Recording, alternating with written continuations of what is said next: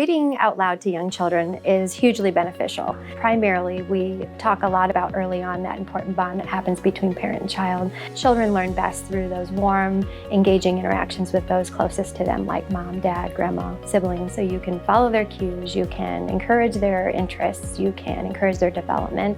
And as far as long-term effects, it certainly follows them into school readiness, language development, thinking skills, problem solving. It increases your vocabulary, and vocabulary in itself for a child who goes into first grade is one of the best predictors of how they're going to do when they're in fourth grade as far as reading comprehension. So it's all connected. It also helps increase their imagination, a little bit of empathy because they're putting themselves into the characters they're reading about, decreased disruptive behaviors in school, increased attention span. It helps bring families together, even for busy people. This is the time they get together and bond. And you might have kids of different ages, and you can all still sit together and read different books. There is no time too soon to start. We often encourage families who are expecting a new baby to start that routine then. Baby hears you while they're in the wombs. And certainly at birth, it becomes much more exciting. Holding them close. They are not necessarily going to be attentive to the words in the book, but it's them hearing the language and hearing the sounds, and the rhythm of the language is really setting the tone for what will take place later when they begin to speak.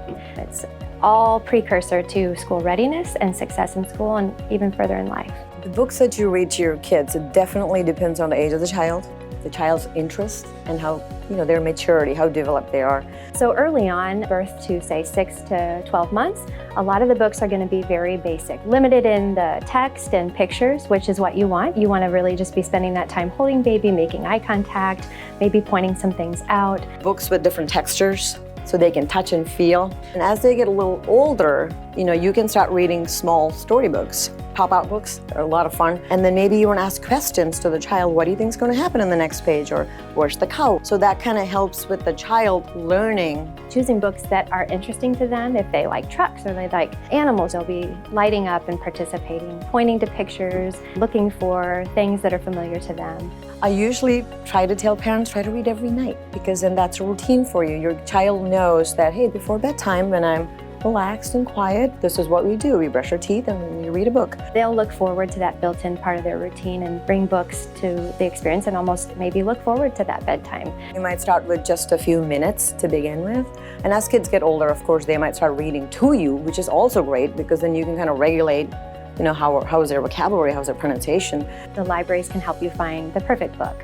And there's a myriad of different topics available for young children. Early Child Alliance is thrilled to be partnered with Parkview in many different ways. We certainly are proud to have at a couple of different pediatric sites through Parkview our Books and Docs program, which is where families are able to receive books at the Well Child checks. This gives the nurses and doctors an opportunity to have that tool to share with families that they take home while they're giving them the important messages about reading aloud and the big impact that it can have on their life.